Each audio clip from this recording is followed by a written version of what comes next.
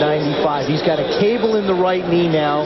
They're going to put a cadaver tendon in to help strengthen the knee a little bit.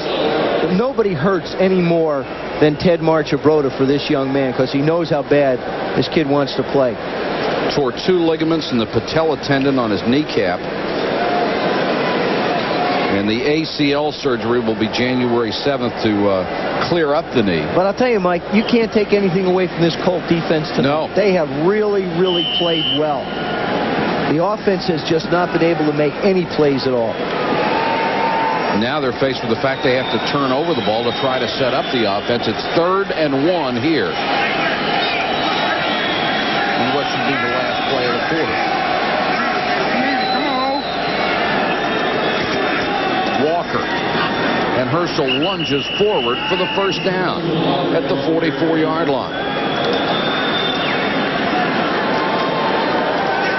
And that's the end of the 3rd quarter at the Hoosier Dome in Indianapolis, a 14-point lead.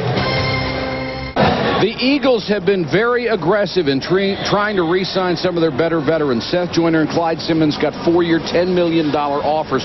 They both turned them down. Where does it stand right now? Well, right now, if they were able to sign them before December 23rd, their salaries would not count against the salary cap. And that's what I think the Eagles are trying to do. In the case of these two guys, particularly Norman Brayman making the offers, I think it's good overture by Norman to try and sign his 2 most valuable players on the defensive side of the ball. But the interesting thing is, Seth Joyner doesn't want to talk about it, but he's well aware of the fact that the highest paid linebackers in the league make $3,207,000 and $2,900,000. And they may try to restructure a couple of existing contracts. Eric Allen has already agreed to do that with his deal. But again, it has to be before the 23rd and backloaded to this year to avoid the salary cap restriction. Brister, nice play fake. No place to throw it except into the Colts bench. Michael, that's what I'm talking about when I talk about Bubby Brister playing within himself.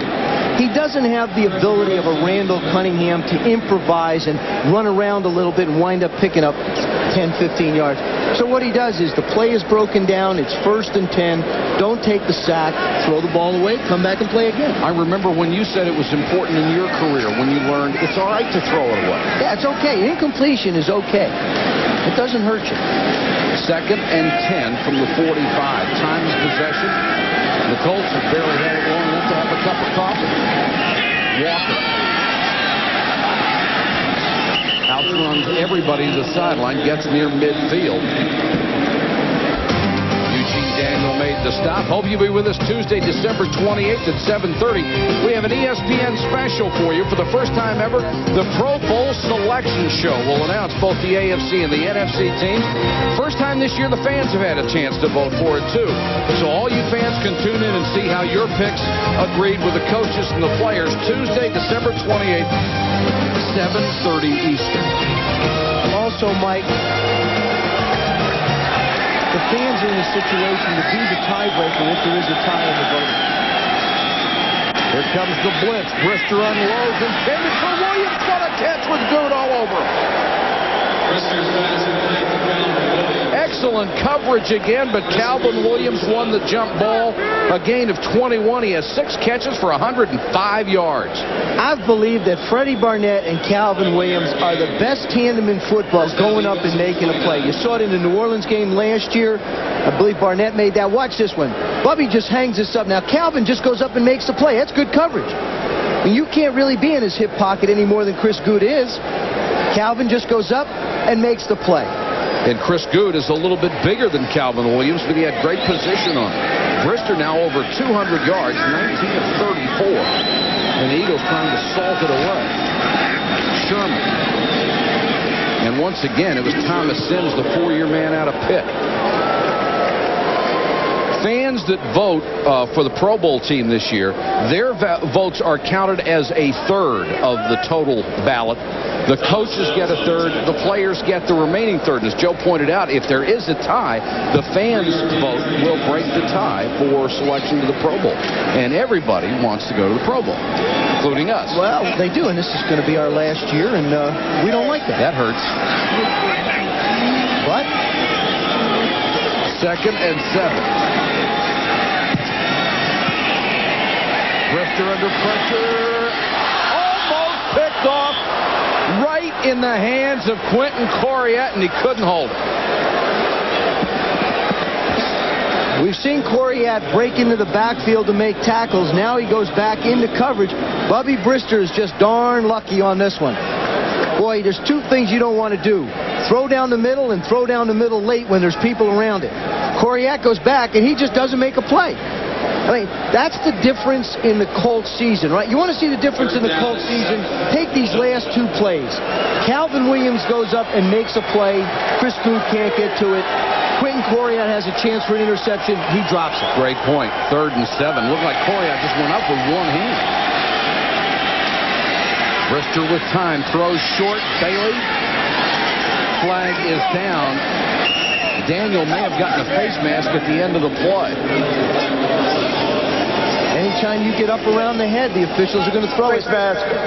5 yards on a defense. Number 38. First down.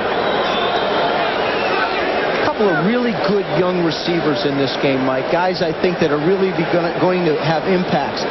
Victor Bailey for the Philadelphia Eagles, who Rick Venturi's got to figure out how to defend, and Sean Dawkins of the Colts. I think these two kids have really got a future, and Dawkins is playing because the Colts are thin on talent on that side of the ball. Victor Bailey has gotten a big break because Freddie Barnett was injured. They really didn't expect Bailey to play a lot, and he has, and done very well. The thing I like about him so much, he's fearless. He'll go over the middle. Walker.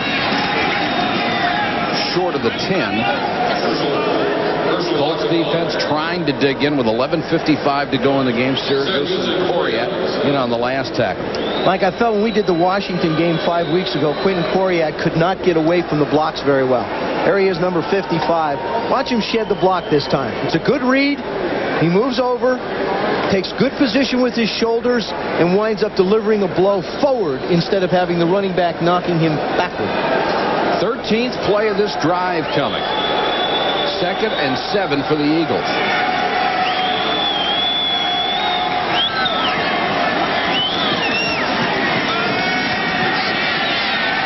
Brister trying to run out of trouble and throws it away. Had Bavaro open, so I think he was just trying to unload it. Really interesting. Calvin Williams said last night the difference between Randall Cunningham and Bubby Brister is that Randall is so comfortable in this system that now he can improvise. He says Bubby, still learning the system when a play is called, pretty much has to stay with it and can't really move around and do the things that Randall can do. But I agree, Mike. You said something earlier. Bubby Brister, I think he's playing as well as he's ever played in his career. Even though in 1990 he had 20 touchdown passes, but he is just... He's not making any mistakes. He's only had 3 interceptions all year playing for the Eagles. 3rd and 7, and they try a little trickery, and Herschel gets to about the 9. Well, they may not use that one again. Little acting. Watch the job Bubby does to make you think that this thing's going over his head. You know, he does a lot of ham in quarterbacks. Watch this. Oh, my goodness. Where'd it go? I don't have it. Herschel does. That's the old punter trick. Great job by the Colt defense. So now Ruzek will come on to try a 26-yard field goal out of Fiegel's hole that would make it 20-3. Already hit from 21 in his return to the club. Almost blocked, but he got it through. And it's 20-3 Eagles with 10:32 to go in the game. Jeff George and his club need points. This is the first time since Randall Cunningham's injury that the Eagles have scored 20 points in a ball game. They lead at 20-3 with 10:32 to go. And the Indianapolis Colts, if you're holding your breath hoping for a big comeback, have gone 20 straight quarters without an offensive touchdown. That's 5 games without an offensive touchdown. And right now they need 2 touchdowns and a field goal. Verdun from the 6. And is stopped at the 16-yard line. Otis Smith down on special teams with a nice tackle. Scoring drive, impressive. 69 yards in more than 7 minutes. They had to settle for the field goal, though, to make it 20-3.